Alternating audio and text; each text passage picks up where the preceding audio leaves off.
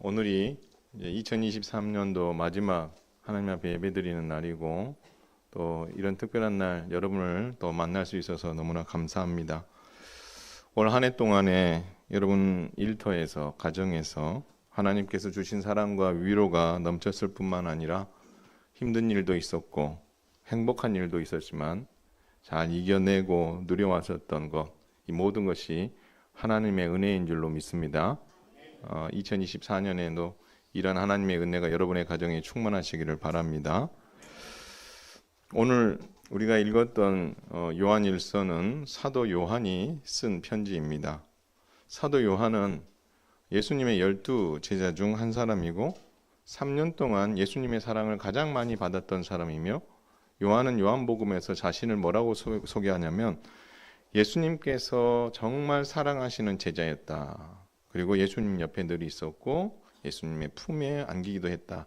이런 표현이 기록되어 있을 만큼 특별한 사랑을 받았던 사람입니다. 그런데 우리가 알고 있는 또 다른 요한의 한 부분은 뭐냐면 그의 형인 야고보와 함께 보아너게라는 별명을 가지고 있습니다. 그 내용이 뭐죠? 우리의 아들이다. 얼마나 여러분 성격 급한 사람, 웬만한 급한 사람 아니고 어떻게 우리의 아들이라는 그런 표현을 썼을까 싶을 만큼 성격도 급하고 욱하고 하는 그런 부분들이 많았었던, 어떻게 보면 사랑이라는 단어하고는 좀, 사랑은 많이 받았는데 그 당시의 삶은 사랑과는 좀 거리가 먼 듯한 그런 성격을 가지고 있었던 사람인 것 같습니다. 근데 지금 요한이 요한일서를 쓰고 있는 이 시기에는 그 12사도들 중에 나머지 11명은 다 순교를 당하든지 이렇게 생을 마감했고, 이제 유일하게 사도 요한만 지금 남아있는 상황이고, 정말 나이가 많이 든 그 노사도였습니다. 자, 근데 그는 복음 2세대들에게 되게 존경받았고, 요한 사도 하면 딱 떠오르는 단어가 사랑이라고 이야기할 만큼 이 사랑이 아주 특별했던 그런 사도였던 것 같습니다. 그러나 여러분, 요한이 사랑을 이야기하지만 당시 그 교회 안에는 잘못된 가르침으로 인해서 교회가 너무 혼란스러웠어요. 그렇기 때문에 요한이 지금 해야 될 일 중에 하나는 이 혼란스러운 교회를 바른 교훈으로 가르쳐서 건강한 교회로 다시 세워야 될 책임이 있습니다.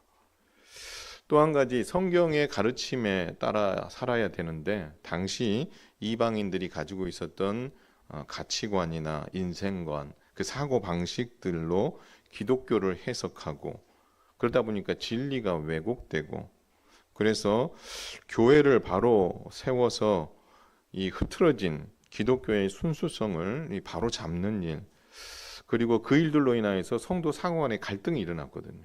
그래서 이 갈등들을 어떻게 잘 봉합하느냐, 봉합이라기보다 오히려 잘 치료해서 바르게 세우느냐, 이 일이 요한이 지금 해야 될 일이었습니다. 그런데 이 문제를 해결하는 해법으로 생각지 못한 해법을 제시합니다. 한번 따라서 하겠습니다. 사랑. 사랑이라는 해법을 가지고 이 문제를 해결하고 있습니다. 그래서 오늘은 한 가지 주제를 가지고 한번 살펴볼 건데요. 요한은 예수님의 사랑으로 서로 사랑하여 하나님 사랑을 완성하라고 교훈하고 있습니다. 그래서 여러분, 요한은 오늘 수신자들을 향해서 뭐라고 이야기하냐면 사랑하는 자들아 라고 이야기합니다.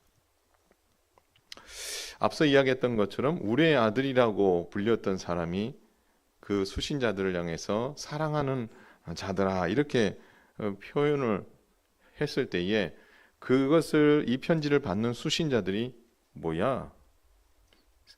이분이 사랑을 이야기할 수 있어? 라고 한다면 누구도 이 편지를 안 읽으려고 할 겁니다. 그러나 이 사도 요한이 사랑하는 자들아 라는 말을 썼을 때에 복음 2세대들이 거부감을 느끼지 않았다라고 한다면, 복음 2세대들이 사도 요한 하면 사랑이 떠오르고 그리고 존경받을 만한 그런 사도였다라고 우리가 볼 수 있을 것 같습니다. 자, 이렇게 사랑하는 자들아 라고 이렇게 부르더니 그 바로 다음에 던진 메시지가 앞권입니다. 뭐라고 이야기하냐면 한번 따라서 하겠습니다. 우리가 서로 사랑하자. 우리도 이제 제가 현흥교회에 온 이후로 거의 그 예배 전에 하는 인사가 뭡니까? 사랑합니다. 축복합니다. 그래 합니다. 어떤 분이 말합니다. 목사님은 인사할 줄 그거밖에 모르십니까? 그러는데 그건 아니고요. 정말 우리 교회가 사랑하고 서로 축복해 줄 수 있는 그런 건강한 교회가 되기를 바라는 마음으로 하는 거지, 제가 뭐 인사한 말이 따로 없어서 그것만 하는 건 아닙니다. 자, 그런데 사도 요한이 우리가 서로 사랑하자라고 이야기합니다. 근데 사실 여러분, 이 우리가 서로 사랑하자 이 메시지는요, 사도 요한이 한 말이 아니고 수십 년 전에 그의 스승이었고 구원자였던 예수님께서 공생의 3년 동안 그의 제자들과 함께 다니시면서 던졌던 메시지이고, 그것은 거의 예수님의 유언과도 같았습니다. 왜냐하면 이 예수님께서 던졌던 이 메시지, 새 계명을 너희에게 주노니 서로 사랑하라, 이 메시지를 예수님께서 던지셨거든요. 근데 이 메시지를 던진 때가 언제냐면 첫 번째 성찬식을 베푸는 자리에서 가룟 유다가 예수님을 배반할 것을 공개적으로 예수님께서 드러내시고, 그때에 이 가룟 유다가 예수님을 팔기 위해서 자리를 떠나자마자 바로 이 교훈을 가르치셨거든요. 따라서 이 서로 사랑하라 이 메시지는 요한이 특별히 한 메시지가 아니라 예수님께서 하셨던 메시지를 그대로 지금 요한이 전하고 있다라는 것입니다.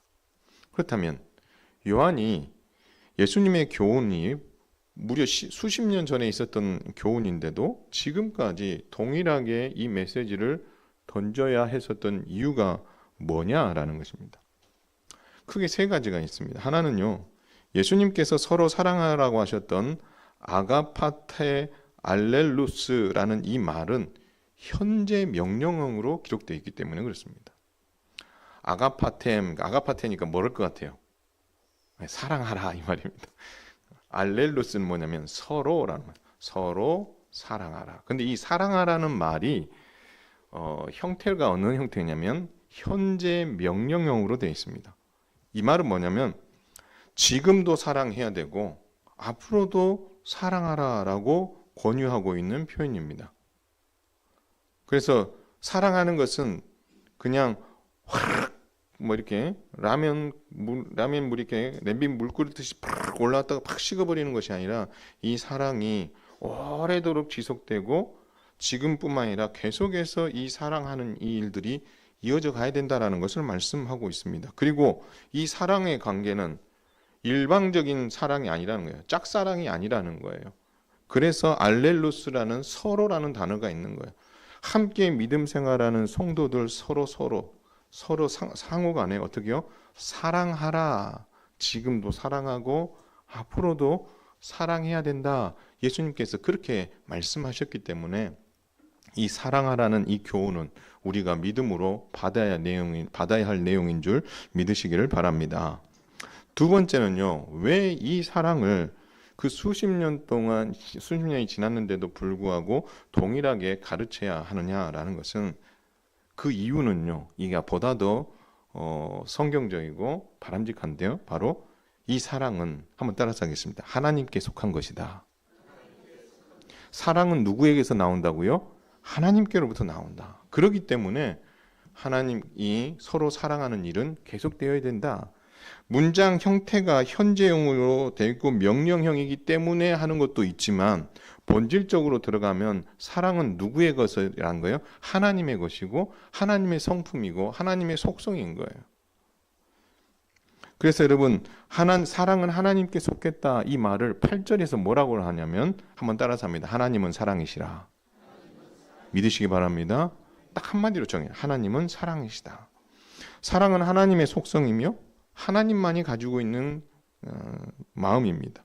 죄인인 우리는 이 사랑의 마음을 소유할 수 없습니다. 그래서 하나님께서는 변함없으시고 신실하신 그 하나님께서 가지고 계신 그 사랑을 어떻게 해요? 사랑은 변함없는 거고 정말 받을 만한 자에게 언제든지 줄 수 있는 사랑이다라고 말씀하고 있는 거예요. 사랑은 우리가 가질 수 있는 게 아닙니다. 죄인인 우리는 가질 수 없어요. 하나님만이 가지고 있는 하나님만의 속성이에요. 그런데 그 하나님의 속성이 변함없으시기 때문에 예수님 당시에도 하나님은 사랑이셨고 2000년이 지난 지금도 하나님은 사랑인 줄로 믿으시기 바랍니다. 그러기 때문에 우리가 뭐 해야 된다는 거예요? 서로 사랑해야 된다라는 것입니다. 세 번째는요. 하나님께 속했고 변함없는 사랑 그 자체이신 하나님께서 우리에게 먼저 사랑을 표현해 주셨기 때문에 사랑해야 되는 거예요. 우리 하나님은 우리를 사랑한다라고만 말하지 않으셨습니다. 그 사랑을 공수표 날리듯이 위험하고 좀 불편한 일이 생길 때만 그 사랑 표현을 해서 그 위기를 극복하는 그런 도구로 사랑을 사용하신 것이 아니라 하나님께서는 정말 죄인인 우리에게 가장 필요할 때 먼저 우리에게 사랑을 보여주셨기 때문에 우리는 사랑해야 된다라는 것입니다. 여러분 9절 10절 있죠? 같이 한번 읽어볼까요? 9절 먼저 한번 읽겠습니다. 시작. 하나님의 사랑이 우리에게 이렇게 나타난 바 되었으니 하나님이 자기의 독생자를 세상에 보내심은 그로 말미암아 우리를 살리려 하십니다. 하나님 구원자를 보내어 주세요라고 우리가 요청한 게 아니에요. 하나님께서 때가 되어서 우리에게 구원자를 보내주신 거예요. 독생자 예수 그리스도를 보내주신 거예요. 이유는 뭐죠? 뭐 때문이라고 했어요? 우리를 사랑하고 우리를 살리기 위해서. 죽어있는 우리에게 우리를 살리기 위해서. 그러면 죽어있는 우리를 살렸단 말을 다른 말로 말하면 살려서 뭐 하게요? 하나님의 속성을 그들에게 뭐에게요? 부어주시기 위해서. 그래서 하나님만 사랑으로 존재하는 것이 아니라 죽어서 하나님의 그 사랑을 소유할 수 없는 우리에게 그 사랑을 소유할 수 있도록 우리를 뭐 하셨다는 거예요? 살려주셨다라는 겁니다. 10절 한번 읽겠습니다. 시작. 사랑은 여기 있으니 우리가 하나님을 사랑한 것이 아니요 하나님이 우리를 사랑하사 우리 죄를 속하기 위하여 화목제물로 그 아들을 보내셨습니다. 우리를 먼저 사랑하셨대요. 사랑을 어떻게 해요? 받을 자격이 없는 거예요. 그래서 그 받을 자격이 없는 우리를 자격을 주기 위해서 우리의 죄를 속하기 위해서 없애주시기 위해서 아들 예수 그리스도를 뭐로 보내주신 거예요? 화목제물로 보내주신 거예요. 이것이 하나님 사랑이에요. 우리가 놀래야 돼요. 왜냐하면 여러분 만약 모든 사람을 살리기 위해서 내 아들을 내어놓아야 된다? 여러분 이거 아들을 이거 쉬운 거 아니거든. 쉬운 거 아니거든. 근데 하나님은 하나님이시면서 하나님의 아들이신 독생자 예수님을 우리를 살리시기 위해 십자가에 내어주셨다라고 먼저 사랑해 주셨다. 그래서 여러분 19절에 보니까 이렇게 이야기합니다. 우리가 사랑하면 그가 먼저 우리를 사랑하셨습니다. 분명히 밝히고 있는 거죠. 그래서 우리가 어떻게 해요? 사랑을 받게 된 거고 요한이 사랑하는 자들아 라는 말을 했을 때 이 수신자들이 아멘으로 받을 수 있고 우리를 향하여서 사랑하는 자들아 라고 했을 때 우리도 아멘으로 받을 수 있는 이유가 바로 이 세 가지가 여기에 있다라는 거.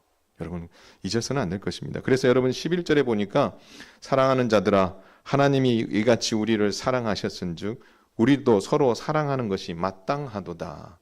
사랑해도 되고 안 해도 되고가 아니라 사랑하는 것이 당연하다라고 이야기합니다. 여러분 우리가 서로 사랑해야 될 타당성이 여기 있는 거예요. 앞서 우리가 살폈던 세 가지 그 사랑하라는 그 메시지가 현재형이기 때문이기도 하고 하나님께서 사랑 그 자체이시기 때문이기도 하고 하나님께서 우리를 먼저 사랑해 주셨고 그 사랑을 우리가 받았기 때문에 이제는 우리가 서로 사랑하는 것이 타당하다. 하나님께서 먼저 우리를 사랑하시기 위해서 독생자를 내어주셔서 우리를 살려주셨고 그래서 우리 안에 뭐가 심긴 거예요? 하나님의 사랑이 심기었다라고 말씀하고 있는 거예요. 그렇기 때문에 우리는 서로 사랑하는 것이 지극히 타당하다라고 말하고 있는 것입니다. 사랑할 조건이 맞아 떨어졌기 때문에 사랑하는 것은 조건부 사랑입니다.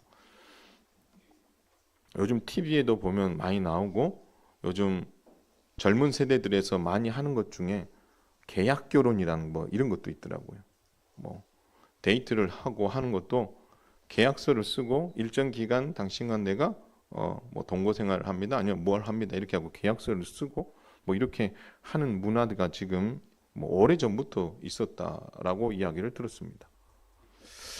여러분 그거는 사랑이 아니에요. 조건을 두고 하는 건 사랑이 아닙니다. 여러분 결혼하시면서 내 남편이 잘생겼다는 조건 때문에 결혼하신 분 계십니까? 아무도 없으시네요.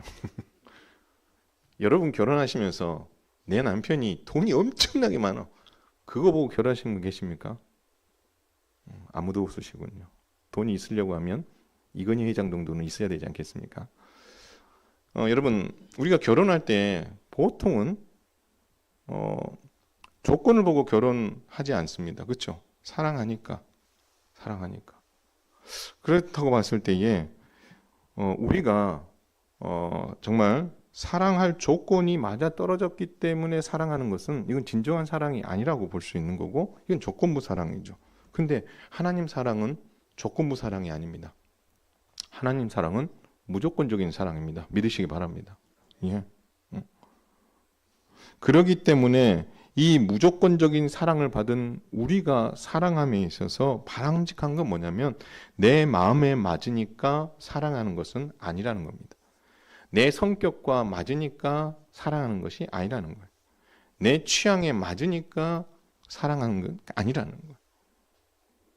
우리가 신앙생활하면서 믿음 생활하는 성도들과의 관계 안에서 우리가 무조건적인 사랑으로 다가가고 있는지 조건적인 사랑으로 다가가고 있는지 한번 살펴볼 필요가 있다. 사실 마음이 좀 맞으면 왠지 더 어떻게요? 이야기하고 싶고 마음이 가는 건 사실이죠. 그러나 그런 걸 티내기보다 정말 사랑하기 힘들고 사랑받지 못하고 있는 이들에게 더 다가가서 그 사랑을 표현하는 것이 우리 그리스도인이 해야 될 사랑이라고 믿습니다. 그렇기 때문에 우리가 어떤 조건을 가지고 있기 때문에 사랑하기보다 주께서 우리에게 무조건 사랑적인 사랑으로 우리를 사랑하셨기에 우리는 그 사랑을 이어받는 것이 마땅하다라고 성경은 우리에게 말하고 있다라는 것입니다. 그런 의미에서 여러분 20절을 한번 읽어볼까요? 한번 읽겠습니다. 시작. 누구든지 하나님을 사랑하노라 하고 그 형제를 미워하면 이는 거짓말하는 자니 보는 바 그 형제를 사랑하지 아니하는 자는 보지 못하는 바 하나님을 사랑할. 함께 믿음 생활하고 있는 성도들을 사랑하지 못하면서 내가 손을 들고 하나님 사랑합니다라고 찬양하는 게 마땅치 않다라는 거죠. 물론 여러분 우리가 100% 하나님 사랑을 받았음에도 불구하고 우리가 정말 사랑하지 못하고 불편해하는 사람들이 인간이기 때문에 살다 보면 다 있는 겁니다. 그러면 있다고 해서 그것을 그럴 수 있지 하고 내버려 두어서는 안 된다는 거예요. 우리가 그 부분을 극복하고 사랑의 마음으로 어떻게요? 달라지고 변화하기 위해서 우리 스스로가 애쓰는 모습이 있어야 되는 거예요. 그래야 보이지 않느냐 하시는 하나님을 사랑한다라고 고백했을 때에 그 사랑의 고백이 진짜 고백이 될 수 있다라고 말씀하고 있는 것입니다. 사랑하는 성도 여러분, 결국 우리가 서로 사랑해야 하는 이유도 서로 사랑할 수 있는 능력도 하나님께서 우리를 먼저 사랑하셨기 때문인 줄 믿으시길 바랍니다. 요한이 목회하던 당시 복음 2세대와 교회 내에는 여러 갈등의 요새들이 존재했었습니다. 앞서 말한 것처럼 성경적 가르침을 따르지 않고 이방인의 세계관과 인생관, 가치관으로 기독교를 해석하고 진리를 왜곡하고 기독교의 순수성을 훼손시키고 있을 뿐만 아니라 그 문제로 성도 상호간에 갈등이 일어났다고 이야기했습니다. 더 나아가 많은 성도들이 복음을 포기하고 하나님을 포기하고 예수님을 포기하고 교회를 떠나 유대교로 향하는 이들도 있었고 그 무리들과 신앙을 지키려는 무리들 사이에도 어떻게요? 성도 상호간에 의심하고 갈등이 계속해서 이어졌다라는 것입니다. 그 결과 성도 상호간에 인간관계가 단절되고 불화가 일어나고 서로 풀리지 않는 그리고 풀기 힘든 매듭으로 꽁꽁 묶여 있어서 좀 안타까운 상황에 놓여 있는 거죠. 매듭이 좋은 매듭이 묶여져야 되는데 잘못된 매듭이 묶여졌는데 그 매듭이 어떻게요?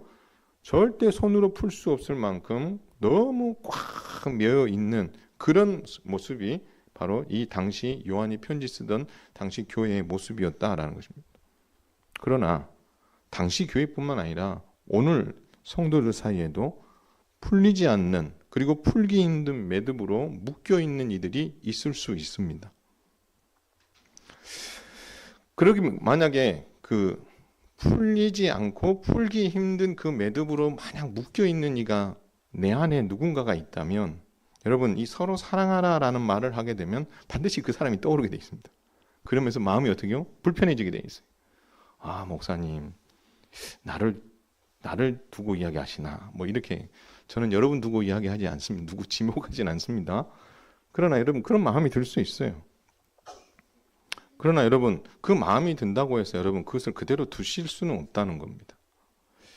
여러분 일상에서 살아가시다 보면 뭔가 이렇게 잘 묶어둔다고 묶어두는데 너무 꽉 묶어놔가지고 이거를 풀지 못할 때가 있잖아요. 그렇죠? 그럼 어떻게 합니까 여러분? 처음에는 이걸 한번 꽉 묶어놓은 매듭을 한번 풀어보려고 손톱으로 하다가 안 되면 이로 이렇게 한번 또 해보다가 이것도 안 되면 결국 뭘 쓰죠? 도구를 쓰잖아요. 그렇죠? 뾰족한 송곳이나 드라이버 같은 걸로 틈새를 만들고 그 공간을 벌려서 그것을 매듭을 풀 수 있는 어떤 공간을 만들어 그걸 하나씩 풀어내지 않습니까? 마찬가지입니다. 현흥교회뿐만 아니라 오늘날 교회에도 너무 꽉 묶여서 잘 풀리지 않는 인간관계가 있어서 힘들어하는 이들이 있을 수 있습니다. 어떻게 꽉 묶여서 잘 풀리지 않는 이 감정의 매듭을 풀 수 있을까? 여러분 이거 쉽지 않습니다. 이거 제가 제일 못하는 것 중에 하나예요. 사실 인간적인 방법으로 해결할 수 있는 해답은 저에게도 없습니다. 그러나 우리가 한 가지 성경이 주는 해답이 있다면 그 도구를 한번 써보시라라는 겁니다. 근데 그 도구는요 너무 단순해요. 목사님 그거 이야기하시려고 이제까지 이야기했어요. 이렇게 이야기할 수도 있는데요. 여러분 그 도구가 뭐냐면 한번 따라서 하겠습니다. 예수님의 십자가 사랑을 묵상하라. 용서가 안 되고 매듭이 단단하게 묶여 있을 때에 여러분 이것을 혼자 힘으로 막 풀려고 하면 이거 정말 안 풀어집니다. 그리고 아다르고 어다르다고 말 한번 잘못하면 이 매듭이 더 꽉 조여가지고 더 관계가 어색해지는 일이 생길 수 있습니다. 그럼 우리가 이런 문제를 어떻게 풀어야 되느냐? 만나서 식사하자고 식사해도 이거 안 풀리고 대화해도 안 풀리고 안 풀리는 경우 있거든요. 여러분 그때 우리가 해야 될 것은요 한 가지밖에 없습니다. 어떻게 보면 단순한데 예수님의 십자가를 묵상하는 겁니다. 하나님께서 우리를 사랑하셔서 죄로 말미암아 죽을 수밖에 없는 인생들과 거룩한 하나님 사이에 정말 옛날에는 어떻게요? 죄가 없는 인생들이었을 때는 정말 소통하는 관계였지만 죄로 말미암아 소통이 끊어졌거든요. 그리고 우리식으로 말하면 하나님과 죄인된 우리 사이에 매듭이 어떻게 해요? 완전히 꽉 제대로 묶여져 풀 수가 없는 거예요. 풀 수가 없는 거예요. 그렇기 때문에 하나님께서 죄인인 우리와 하나님 사이에 풀리지 않는 이 매듭, 누구도 풀 수 없는 이 매듭을 어떻게 해요? 풀어보기 위해서 도구로 사용하신 분이 누구세요? 바로 예수 그리스도. 그 예수 그리스도께서 뾰족한 송곳이 되고 그 예수 그리스도께서 드라이버가 돼서 우리 안에 하나님과 잘못 엮여져서 풀리지 않게 묶여있는 이 매듭에 어떻게 해요? 생채기를 내고 거기에 틈을 내고 그래서 그 관계가 풀어질 수 있도록 십자가로 예수님께서 하나님 사랑을 실천하셨기에 그 묶여있던 매듭이 풀리게 되고 그러므로 말미암아 하나님과 우리 사이가 어떻게 해요? 관계회복이라는 무한하신 그리고 정말 조건이 없는 그 사랑을 우리가 받는 은혜가 바로 예수 그리스도의 십자가 때문에 가능해졌다라고 우리가 믿고 있다면 우리가 한번 씨름을 해야 되는 거예요. 하나님, 내가 저 사람이 싫어요. 어우, 보기 싫어요. 그걸 막 되뇌기는 것이 아니라 십자가 사랑을 묵상하는 거예요. 하나님 마음은 어떠셨어요? 하나님, 이 묶여있는 이 매듭을 하나님 풀 수 있는 방법이 하나님의 아들 독생자를 내어주시는 것밖에 없다고 했을 때 하나님 마음은 어떠실까요? 하나님, 내가 이 사람과의 관계, 이 공동체의 관계 속에 이 엮여있고 묶여있는 이 매듭을 하나님 풀고 싶은데 하나님, 이 방법이 없습니다. 그런데 하나님, 답은 예수 그리스도밖에 없네요. 하나님, 내가 십자가를 묵상하오니 하나님이여, 내 마음을 십자가로 덮어주시고 예수 그리스도의 십자가의 보혈로 덮어주셔서 하나님, 용서하기 힘든 그 풀리지 않는 매듭에 생채기를 내시고 거기에 틈을 내시고, 그래서 그것이 조금씩 조금씩 풀려서 이 관계가 회복되어짐으로 말미암아 하나님이 사랑이시다라는 것을 내가 몸소 체험하고 실천할 수 있도록 도와주옵소서. 여러분, 그렇게 뭐 해야 되는 거예요? 하나님 앞에 씨름해야 되는 거예요. 이 씨름하고 싶은 마음조차 생기지 않습니까? 억지로라도 나오셔야 돼요. 그리고 하나님 앞에 10분 앉아있다가 화가 나서 뻘떡 나가시면 나가세요. 다음날 또 와서 앉으셔서 하나님과 씨름하시고 계속해서 하나님 앞에서 십자가를 묵상하며 씨름하셔야 돼요. 그럴 때에 여러분, 그 매듭이 풀려지는 신호탄이 쏘아 올려질 줄 믿으시길 바랍니다. 아무런 노력이 없으면 그 꽉꽉 묶여 있었던 매듭은 절대 풀어지지 않습니다. 이것은 사람의 방법으로 해결될 문제도 아니에요. 철저하게 하나님 앞에서 해결해야 돼요. 그 예를 한번 들어볼까요? 야곱이 형 에서와 30년 만에 만납니다. 여러분, 30년 만에 만나는 형 앞에서 야곱은 늘 염려입니다. 무슨 염려요? 풀리지 않는 매듭이 형 에서와 가지고 있잖아요. 그의 장자권을 뺏었어요. 그의 축복권을 다 뺏어가지고 축복을 다 받아버렸어요. 그리고 먹튀했죠. 하라는서 튀어 30년 만에 지금 형 예서를 만나는 거 아니에요? 여러분, 전날까지 야곱이 한 일이 뭐예요? 야곱이 한 일은요, 형을 위해 예물을 준비했어요. 그래서 신하들에게, 종들에게 가서 형 마음을 좀 부드럽게 해봐라. 돈으로 형의 마음을 사보려고 했던 거죠. 근데 그게 통했어요? 안 통했어요. 점점 형은 자기하고 거리가 점점 가까워지고 있으니, 여러분, 그 다음에 야곱이 한 행동이 뭡니까? 자기가 소유하고 있는 떼를 두 떼로 나눕니다. 한 떼가 야곱이 와서, 예서가 와서 공격하고 치면 다른 한 떼는 뭐 하겠다는 거예요? 도망가겠다는 거예요. 필사적으로 준비했어요. 왜요? 30년 동안 읽어왔었던 것들을 한순간에 다 뺏길 수 있거든요. 자칫하면 자기 목숨까지도 날아갈 수 있는 상황이니 필사적으로 준비했죠. 여러분, 이렇게 필사적으로 야곱이 그 형 예서의 공격으로부터 피하기 위해서 준비했는데, 여러분, 이 야곱의 마음은 어땠을까요? 편했을까요? 아니요. 자기가 준비는 철저하게 했는데 마음은 더 두려웠어요. 불안했어요. 그래서 이런 말을 합니다. 내 형의 손에서 나를 건져 주소서. 형이 나와 내 처자들을 칠까 두렵습니다. 준비는 철저히 했는데 반대로 마음은 더 두려운 거예요. 그리고 나서 여러분, 야곱이 한 일이 무엇입니까? 그 모든 거 다 내려놓고 천사하고 씨름하잖아요. 근데 여러분, 천사와 씨름한 것을 성경은 기도했다라고 말합니다. 여러분, 하나님 앞에서 기도했어요. 풀리지 않는 것을 같았던 그 매듭을 풀기 위해서 누구를 붙잡은 거예요?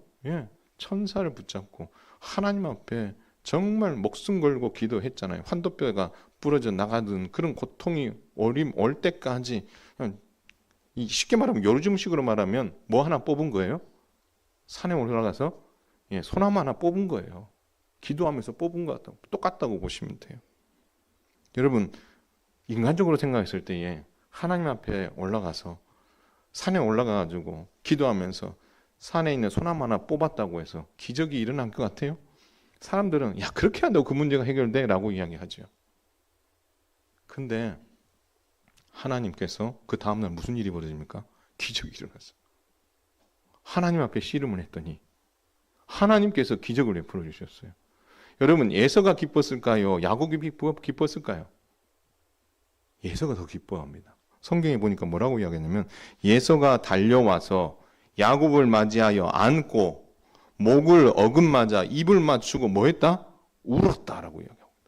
와우, 대박 아닙니까?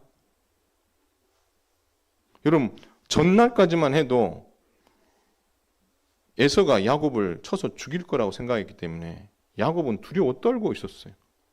그래서 자기가 할 수 있는 방법들을 다 쓴 거죠. 그런데도 두려운 거예요. 근데 하나님 앞에 나가서 씨름을 했는데 하나님께서 오히려 야곱은 그 당시까지만 해도 두려운 마음이 지금 쿵닥쿵닥 하고 있는데 에서가 오히려 어떻게 합니까? 환호하면서 기쁘게 맞아주면서 목을 끌어안고 입을 맞추고 그러면서 거기서 엉엉 우는 거예요. 30년 만에 동생 야곱 때문에 우는 거 아니겠어요? 그렇죠? 절대 풀리지 않을 것 같은 그 매듭이 풀어진 거예요. 여러분, 누가 제일 놀랐을까요? 야곱이 제일 놀랐지. 이런 일이 절대 있을 거라고 생각 안 했는데 세상에 우리 형이 저 형 얼마나 괴팍한지 잘 아는데 저 형이 저런 사람이 아닌데 얼마나 놀랐겠어요. 그렇죠? 근데 뭐 때문에 가능했다고요? 하나님 앞에 씨름했기 때문에 가능해요. 사랑하는 성도 여러분, 말씀을 맺습니다. 힘드시죠? 서로 마음이 다르거나 아픔을 주고받아 상처가 있는데 어떻게 꽉 묶여있는 매듭을 쉽게 풀 수 있겠습니까? 여러분, 쉽게 풀 거라고 생각하지 마십시오. 쉽게 풀 거라고 생각은 하지 마시되 안 될 거라고는 생각하지 마시라는 거예요. 해보지도 않고. 여기서 해본다는 게 뭐예요? 내 지혜, 내 마음, 내 생각, 내 방법 이것 접고 던져버리라는 거예요. 그리고 그거 가지고 그 시간에 어디 가라는 거예요? 기도의 자리에서 한번 승부 걸어보라는 거예요. 목사님 한번 해봤더니 안 되던데요.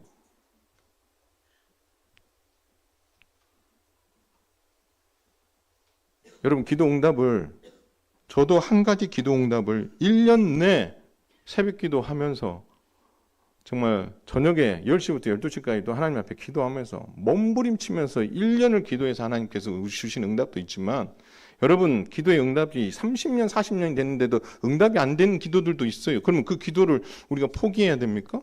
아니잖아요. 그래도 그분들은 결코 포기하지 않고 그걸 놓고 기도하고 계시는 성도들이 있잖아요. 여러분, 우리가 마음이 정말 다르거나 해서 이렇게 매듭이 꽉 묶여있는 이 부분들 여러분 한꺼번에 풀려질 거라고 생각하지 마세요. 그러나 여러분, 이렇게는 생각하세요. 하나님 앞에 나아가면 따라서 해보겠습니다. 한 방에 풀릴 수도 있다. 이게 중요한 거예요. 하나님께서 시일을 두고 풀리게도 하실 수도 있지만 오늘 야곱처럼 한 방에도 풀어주실 수 있는 분이에요. 그것을 결정하시는 분은 하나님이에요. 단 우리가 뭐 하지 말자는 거예요? 포기하지 말자는 거예요. 한두 번 해보고 안 된다고 해서 포기하지 말자는 거예요. 내가 마음이 없는데 이걸 꼭 해야 됩니까? 아니요. 그래도 하나님 앞에 나와서 하나님하고 씨름은 해야죠. 씨름은 해야죠. 목사님 그거 안 됩니다. 하고 빨리 단정 짓지 마시고요. 해보세요. 그러면 여러분 마음도 편해지고 은혜로 여러분의 심령이 충만해진다는 사실을 믿으시길 바랍니다. 그래서 여러분, 그러면 하나님의 말씀이 여러분의 것이 될 거예요. 여러분, 요한복음 13장 34절에서 35절을 제가 읽어드릴게요. 새 계명을 너희에게 주노니 서로 사랑하라. 내가 너희를 사랑한 것 같이 서로 사랑하라. 너희가 서로 사랑하면 이로써 모든 사람이 너희가 내 제자인 줄 알리라. 할렐루야. 하나님 앞에서 기도로서 이 문제를 풀고 매듭을 풀고 그리고 서로 사랑하기 위해서 이렇게 몸부림치는 가운데 이 문제들이 해결해지는 것을 보게 되면 사람들이 뭐라고 평가한다고요? 야, 진짜 예수님의 제자답구나. 저 사람 예수님의 제자 맞구나라는 인정을 받게 된대요. 반대로 이야기하면 내가 그런 수고도 하나 안 하고 코도 풀지 않고 이것을 얻으려고 한다. 이것은 내가 예수님의 제자로 살기를 잠시 포기한 거나 마찬가지인 거죠. 우리가 예수의 제자로 살려고 한다면 절대 포기해서는 안 됩니다. 다시 하나님 앞에 나와 승부를 걸고 하나님, 내가 이 매듭을 풀고 싶습니다. 그래서 여러분 2024년이 시작하는 내일부터 시작되지만 늦지 않았어요. 지금이라도 우리에게 꽉 묶여있는 이 매듭이 있다면 여러분 풀어야 되지 않겠습니까? 그 열쇠는 예수님의 십자가 사랑입니다. 그것을 묵상하면서 하나님 앞에서 씨름하십시오. 그분을 붙잡으십시오. 하나님께서 여러분을 만나주시고 여러분이 생각지 못한 크고 놀라운 비밀로 이 묶였던 것들을 풀어주고 여러분 안에 평강을 주시고 위로와 사랑의 마음으로 덧입혀 주의 몸된 교회를 더 사랑하고 주의 몸된 성도들을 더 잘 섬기는 자리에 여러분 서게 될 줄로 믿으시길 바랍니다. 이 기적이 저와 여러분의 삶 속에 꼭 일어나서 이것이 정말 여러분의 삶으로 정말 이어져서 그렇게 한번 씨름하는 자리에 나아감으로 말미암아 이 묶였던 것이 풀려지는 기적과 더불어 하나님의 사랑을 깊이 헤아려 여러분이 더 하나님을 사랑하고 교회를 사랑하는 멋진 믿음의 성도로 서갈 수 있기를 주님의 이름으로 축원을 드립니다.